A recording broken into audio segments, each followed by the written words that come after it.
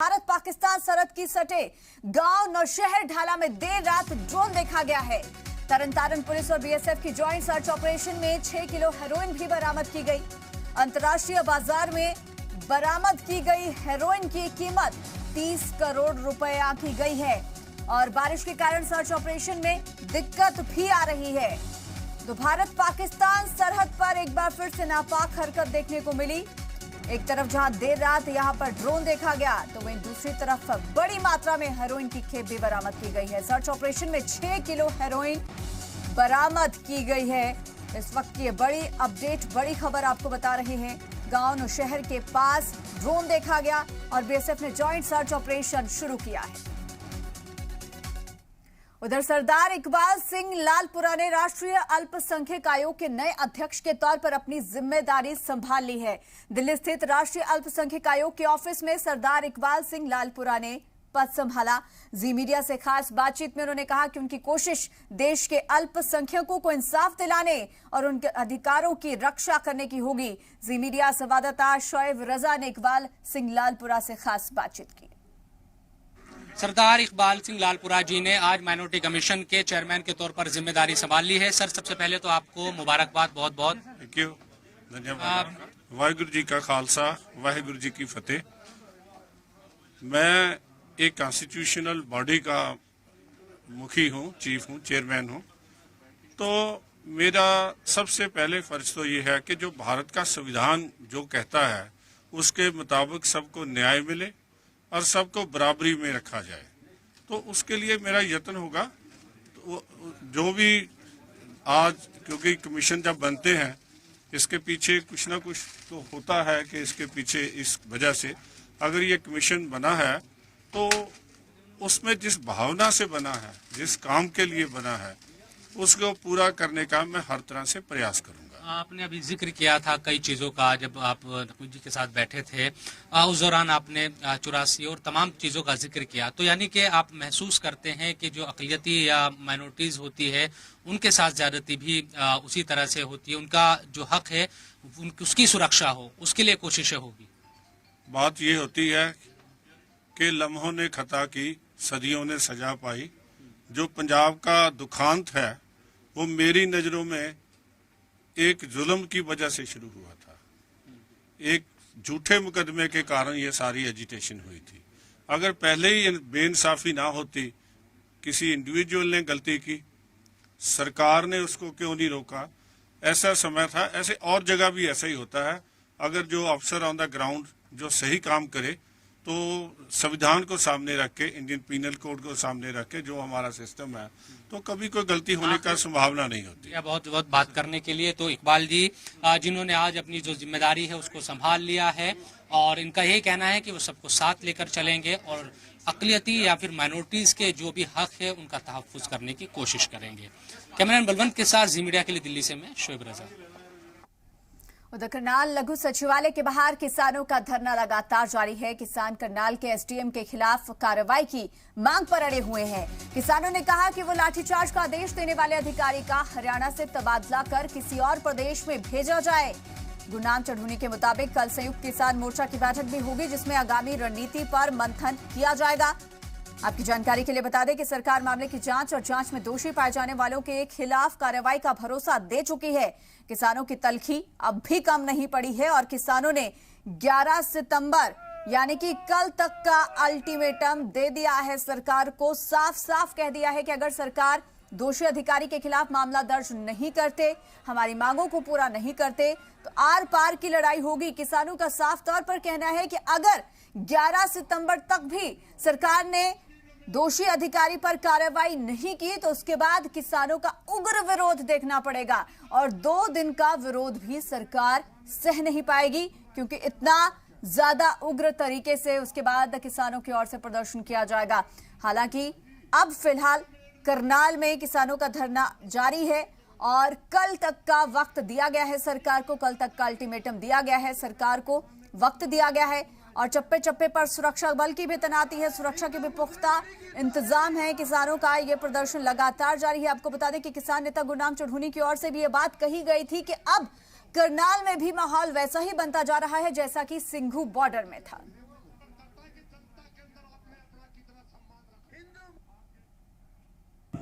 Sir, किसान प्रतिनिधियों की बैठक है, क्या कुछ रहने वाला है, क्या कुछ? देखो, कल एक तो पिछले जो भी 4-5 दिन गुजरेंगे उसकी समीक्षा और आगे क्या करना है उस पर चर्चा करेंगे। तो आज का क्या कार्यक्रम रहेगा आपका? जैसे बैठे हैं वैसे बैठे रहेंगे, कोई विशेष नहीं। कोई बातचीत के लिए न्योता वगैरह कोई? अभी तक कोई न्योता नहीं है, आएगा तो जरूर जाए।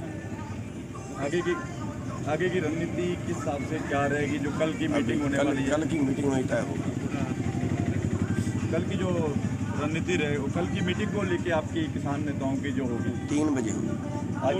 SKM संयुक्त किसान मोर्चे के सभी नेता, कौन कौन आएंगे? 32 यूनिट सभी जो संयुक्त किसान मोर्चे के मेन लीडर हैं वो सभी। कोई ऊपर से कोई सरकार की तरफ से कोई किसी तरह का कोई मैसेज नहीं आया? लोकल लेवल कोई मैसेज नहीं? अभी तक कोई नहीं। किसानों में जोश कैसा है? किसानों में तो जोश बढ़ ही रहा है, कम होने की वजह बढ़ रहा है। तो करनाल में कल होने वाली संयुक्त किसान मोर्चा की बैठक पर उपायुक्त निशांत यादव ने कहा है कि किसानों से बातचीत के लिए फिर से किसानों को प्रस्ताव भेजा गया है। समस्या का समाधान बातचीत से ही निकलेगा। साथ ही कहा है कि 12 सितंबर को करनाल में होने वाली परीक्षाओं में खलल डालने वालों से भी सख्ती से निपटा जाएगा। जो किसान संगठन है उनसे रेगुलर रूप से बैठकें की हैं। हालांकि बैठक में किसी एक फिक्स्ड चीज़ पे समझौता नहीं हो पाया है, फिर भी हमने दोनों पक्षों ने सहमति जताई है कि जो सारा का सारा प्रोटेस्ट चलेगा ये शांतिपूर्वक तरीके से चलेगा और उसमें जो सचिवालय है इसके कार्य को किसी भी तरीके से प्रभावित नहीं किया जाएगा, ना ही कोई सड़क जाम की जाएगी ताकि आम जन को किसी प्रकार की परेशानी ना हो। मैं करूँगा कि चूँकि इस मामले का हल बातचीत से ही निकलना है तो बातचीत पे आएँ, टॉकिंग टेबल पे आएँ और किसी भी हालत में शांति व्यवस्था बनाए रखें, क्योंकि आम जन को परेशानी हो किसी भी वजह से ये बिल्कुल गलत है और कोई समूह अपनी बात मनवाने के लिए बाकी लोगों को, आम जन को परेशान करने की कोशिश करे, ये गलत भी होगा और प्रशासन की तरफ से भी इस चीज़ को बर्दाश्त नहीं किया जाएगा। और करनाल में धरना जिला सचिवालय के बाहर चल रहा है। ऐसे में पुलिस फोर्स भी 4 दिन से जिला सचिवालय के बाहर मौजूद है। करनाल रेंज की आईजी ममता सिंह और एसपी गंगाराम पुनिया लगातार निरीक्षण कर रहे हैं और आईजी ममता सिंह ने इस बारे में कहा कि जनता से लेकर किसान जो धरने पर बैठे हैं सबका सहयोग मिल रहा है, ऐसे में सब संयम बरतते रहें। और वहीं करनाल के एसपी गंगाराम पुनिया ने कहा कि कानून व्यवस्था बनी रहे, शांति बनी रहे और पब्लिक को परेशानी ना हो, इसलिए पूरा ध्यान रखा जा रहा है। देखिए, ऐसा कानून व्यवस्था दुरुस्त रखने के लिए हमें जितना लगा फोर्स की जरूरत है हमने लगा रखी है। रही पुलिस अधिकारी कर्मचारियों के बीच में जाने की बात, तो ये हमारी अपनी फोर्स है, मेरी एसपी साहब की हमारे नीचे काम करने वाली फोर्स है। जितना ये सख्त ड्यूटी है और जिस परिस्थिति में काम कर रहे हैं और अपना संयम नहीं खो रहे हैं, धीरज नहीं खो रहे हैं, कोई अगर उनको उकसाने की कोशिश करता है फिर भी अपना संयम बना के रखते हैं, तो उसमें बहुत ज़रूरी है कि हम भी उनके वेलफेयर का और उनकी सुविधा का ख्याल रखें। देखिए, जिला पुलिस का और जो अभी जहाँ पर फोर्स डिप्लॉयड है, हमारा मुख्य दायित्व यही है कि आपस में शांति बनी रहे और कानून व्यवस्था की स्थिति बनी रहे और साथ ही पब्लिक को भी बिल्कुल परेशानी ना हो, ये हम सुनिश्चित करने का प्रयास कर रहे हैं। रात दिन हमारी फोर्स यहाँ पर डिप्लॉयड है। साथ ही जो किसान नेता यहाँ पर जो रात में भी रहते हैं और जो दिन में भी रहते हैं, उनसे भी हमारा समन्वय बना हुआ है ताकि आपसी किसी प्रकार की टकराव की स्थिति ना बने। कितने भी हमारे करनाल वासी है, मैं उनसे यही अपील करना चाहूँगा कि किसी प्रकार से पैनिक ना हो, परेशान होने की आवश्यकता नहीं है। यदि किसी व्यक्ति को कोई किसी प्रकार का कोई डाउट हो या कोई परेशानी हो तो हमारे पुलिस कंट्रोल रूम पे संपर्क कर सकता है या डायल 112 पे भी कॉल कर सकता है। तो लघु सचिवालय के बाहर 4 दिन से धरने पर बैठे किसानों का हौसला कम नहीं हुआ है। एक और जहां किसान टेंट गाड़ कर धरने पर बैठे हुए हैं, तो वहीं दूसरी ओर धरने में शामिल होने आए किसान नाच गाकर धरने को बल दे रहे हैं। किसान डीजे की धुन पर नाच गाकर खुद को व्यस्त रख रहे हैं। ये तस्वीरें भी आपको दिखा रहे हैं। करनाल में किसानों का डेरा है। जी हां, किसानों का धरना यहां पर जारी है और जिस तरीके की तस्वीरें सिंगू बॉर्डर से भी सामने आती रही हैं, अब कुछ वैसी ही तस्वीरें करनाल से भी सामने आ रही हैं, जहां पर लंगर का भी पूरा इंतजाम किया गया है। तो वही डीजे की धुन पर किसान नाचते गाते भी नजर आ रहे हैं।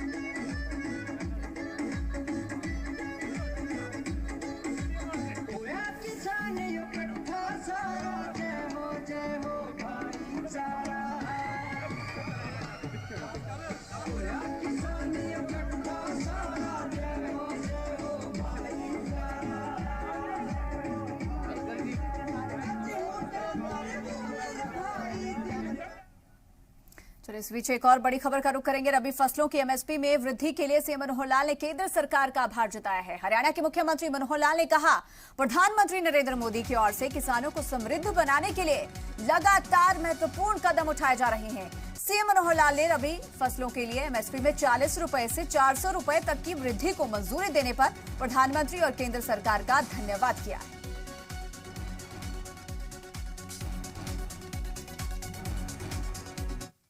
प्रधानमंत्री श्री नरेंद्र मोदी जी ने अभी रबी की फसल उसकी बुआई होने से पहले ही रबी की 6 फसलों का नया एमएसपी ये घोषित किया है। और एमएसपी घोषित करते समय इस बात का ध्यान रखा गया है कि लागत मूल्य से हर फसल 50% से ऊपर उसका एमएसपी होना चाहिए। बहुत फसलें तो 100% तक भी पहुंच गई हैं। इसलिए जो नए एमएसपी घोषित किए गए हैं उसमें 40 रुपये से लेकर के और 400 रुपये प्रति क्विंटल तक बढ़ोतरी की गई है। मैं प्रधानमंत्री जी को, केंद्र सरकार को अपनी ओर से, हरियाणा सरकार की ओर से बहुत बहुत बधाई देता हूँ। वहीं कांग्रेस नेता और पूर्व मंत्री किरण चौधरी ने प्रदेश सरकार पर जमकर निशाना साधा। किरण चौधरी ने प्रदेश सरकार को जुमलों और आश्वासन की सरकार बताया और कहा कि प्रदेश में हर तरफ त्राही त्राही मची हुई है, महंगाई अपनी चरम सीमा पर है, लोगों के सामने रोजी रोटी के भी लाले पड़े हुए हैं और प्रदेश सरकार हर तरफ भड़काने वाली बातें कर रही है। आपको बता दें कि किरण चौधरी चरखी दादरी के इमलोटा गांव में जलभराव की स्थिति का जायजा लेने पहुंची थी, जहां उन्होंने कहा कि जलभराव से किसानों की फसल को जितना भी नुकसान हुआ है, अगर उसकी भरपाई प्रशासन ने नहीं की तो इस मामले को विधानसभा में जमकर उठाया जाएगा।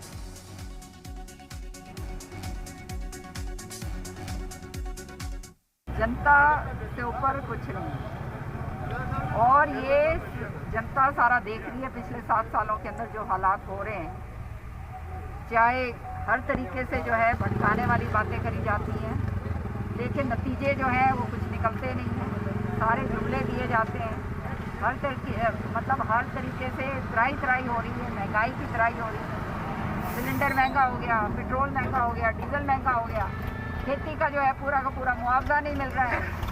तो ये सारी चीज़ें जो है आज किसान जो है आंदोलन कर रहा है और किसान जो आंदोलन कर रहा है उसका सिर फोड़ा जा रहा है। तो भैया बात सुन लो एक बार मेरी अच्छी तरह से कि हरियाणा की जनता ने इनको बाहर निकालने का मन बना लिया है।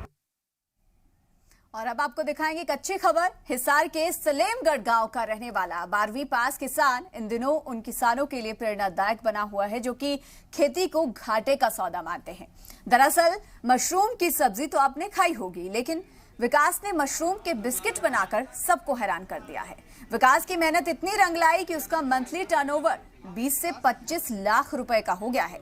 विकास कहते हैं कि परंपरागत खेती की सोच से किसानों को ऊपर उठना होगा, तभी कामयाबी मिलेगी। विकास मशरूम से बिस्किट के साथ साथ दूसरे प्रोडक्ट्स भी बना रहे हैं। बाकायदा इसके लिए उन्होंने हिसार के चौधरी चरण सिंह हरियाणा कृषि विश्वविद्यालय की मदद ली है। विकास को उनकी कार्यों के लिए कई अवार्ड्स भी मिल चुके हैं।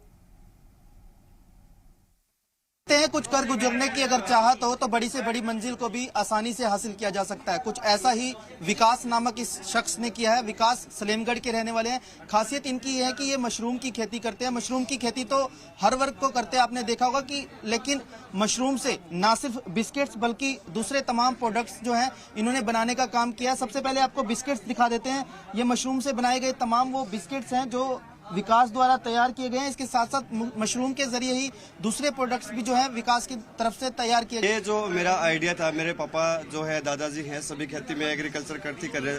मेरा जो पीढ़ी दर पीढ़ी जो काम है खेती बाड़ी से ही है, तो मैंने इनसे इंस्पायर होकर देखा कि जो लोग जो किसान है, सबसे जो बड़ी किसान की समस्या है कि वो ट्रेडिशनल खेती ही करता है। जैसे गेहूं, बाजरा, कणक उन्होंने खेती कर लिया लेकिन उनको मुनाफा नहीं हो रहा। तो मैंने मेरे पापा जी को देखा तो वो भाई खेती करे, तो मैंने सोचा कि क्यों ना कुछ अलग किया जाए। तो मैंने बटन मशरूम के बारे में पूछा, यूनिवर्सिटी अपने HU यूनिवर्सिटी में गया, वहाँ से डॉक्टरों से संपर्क किया कि मैं ऐसा क्या करूँ कि बहुत अच्छी प्रोडक्शन है, किस चीज़ की खेती करूँ।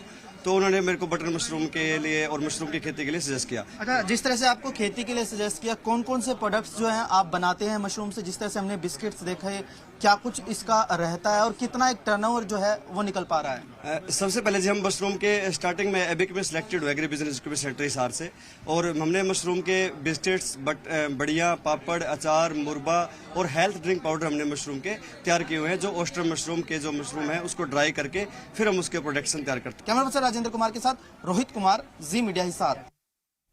चलिए यहाँ वक्त एक छोटे से ब्रेक का, फौरन लौटेंगे।